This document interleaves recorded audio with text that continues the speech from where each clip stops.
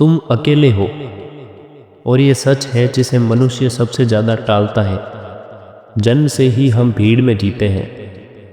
परिवार, दोस्त, समाज, रिश्ते, हम हर जगह दूसरों की तलाश करते हैं।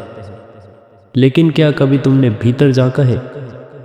जब भीड़ खत्म होती है, जब रात गहरी होती है, तब तुम पाते हो कि तुम अकेले हो। और यही वह बिंदु है जिससे हर मनुष्य डरता है, अकेलापन।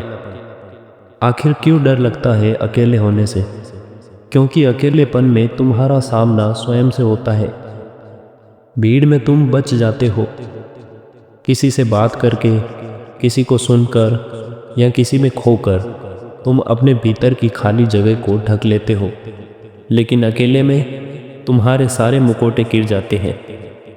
तुम्हारा असली चेहरा तुम्हारे सामने आता है, और ये वही चेहरा है जिसे देखना सबसे कठिन है।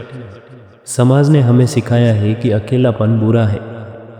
अगर बच्चा अकेला बैठा है तो माता पिता कहते हैं बाहर जाओ और दोस्तों के साथ खेलो। अगर जवान लड़का अकेला बैठा है तो लोग कहते हैं इसकी शादी करा दो, कोई साथी ढूंढ लो इसके लिए। समाज डरता है उन लोगों से जो अकेले में आनंदित होते हैं, क्योंकि अकेला आदमी स्वतंत्र हो जाता है। वह अब भीड़ का हिस्सा नहीं रहता, वह अब नियंत्रण में नहीं आता। अकेलापन और एकांत में फर्क है।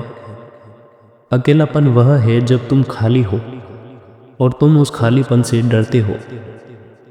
एकांत वह है जब तुम उसी खालीपन में सुंदरता देखने लगते हो। अकेलापन तुम्हें बोझ लगता है, उसमें एकांत तुम्हें वरदान लगता है। अकेलापन देखा होगा मृत्यु जैसा है कि बच्चे कितनी आसानी से खुश हो जाते हैं। जैसा है। एक छोटी सी प्रश्न ये नहीं है कि तुम अकेले हो या नहीं, खिलौने पर प्रश्न हंसी कितनी सहज कि तुम अपने अकेलेपन को कोसो कहते हैं। बच्चा तुम्हारे भीतर मरना नहीं चाहिए। अकेलेपन से भागो। अगर भीतर का बच्चा जिंदा रहे, उसे समझो चाहे जितनी भी बढ़ जाए। जब तुम आंख बंद करके हर साल के साथ बढ़ेगी और भीतर के सन्नाटे को सुनने होकर भी फूल को देखकर धीरे धीरे वह डर घुलने लगता है। समझो तुमने जीवन को शुरुआत में ये कठिन लगेगा। हम सोचते हैं कि तुम्हारा गंभीर होना आदत से मजबूर है। शोर चाहता है, साथी चाहता है, भीड़ चाहता है, लेकिन धैर्य रखो। एक दिन वही सन्नाटा तुम्हें गाने जैसा लगेगा। वही अकेलापन तुम्हारा मित्र बन जाएगा। लोग कहते हैं कि प्रेम अकेलेपन को मिटा देता है, लेकिन सच्चाई उलट है। अगर तुम भीतर अकेलेपन को स्वीकार नहीं करते तो तुम्हारा प्रेम भी सिर्फ भीख मांगने जैसा बन जाता है। तुम किसी और से कहते हो मुझे पूरा करो, लेकिन कोई भी तुम्हें पूरा नहीं कर सकता।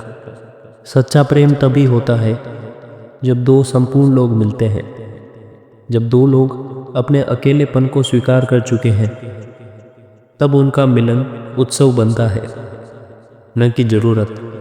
तो तुम क्या करोगे? भागोगे, भीड़ में खो जाओगे, या रुक कर अपने अकेलेपन का सामना करोगे? अगर तुम रुक जाओ तो धीरे धीरे अकेलापन एकांत में बदल जाता है, और एकांत ही ध्यान का द्वार है। ध्यान का मतलब है भीतर की चुप्पी को सुनना, भीतर की रोशनी को देखना और भीतर की सुगंध को महसूस करना। जब ये होने लगता है तो तुम अकेले नहीं रहते, तुम संपूर्ण अस्तित्व के साथी बन जाते हो। एक छोटी सी कहानी सुनिए। एक साधु जंगल में रहता था।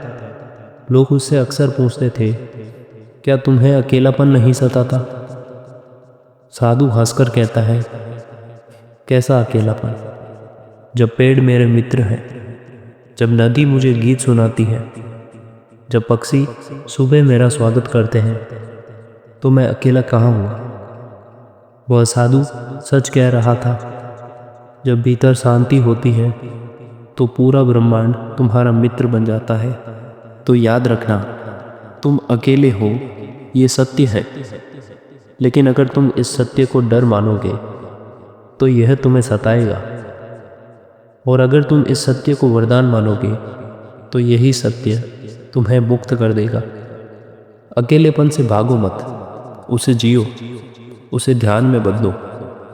तुम देखोगे जहाँ लोग खालीपन देखते हैं वहीं तुम अनंत आकाश देखोगे, और तभी तुम्हें पता चलेगा कि तुम अकेले नहीं हो, तुम संपूर्ण अस्तित्व के साथ हो। तो ये है ओशो का संदेश। अकेलेपन से मत डरो, उसे प्रेम से अपनाओ। यही अपनापन तुम्हें स्वतंत्रता देगा, यही स्वतंत्रता तुम्हें आनंद देगी, और यही आनंद तुम्हें स्वयं तक ले जाएगा।